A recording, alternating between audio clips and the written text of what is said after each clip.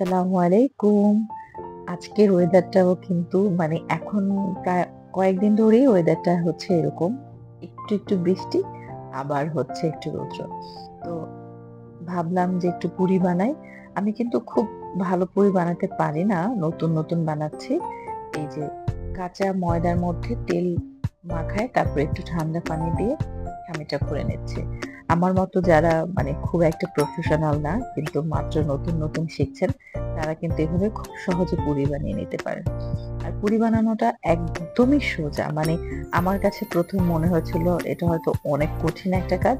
কিন্তু আসলেই একদমই সহজ। এই যে দেখেন, আমি ছোট রুটির মতো করে বানিয়ে নিয়েছি। তারপরে তার মধ্যে আলু ভর্তা দিয়ে একটু হালকা বেলে তারপর যে তেলের মধ্যে দিয়ে দিলাম। আর এই যে ফুলে একদম পুরো বল হয়ে গিয়েছিল। আর খেতে আসলে অসম্ভব মজাদার হয়েছিল।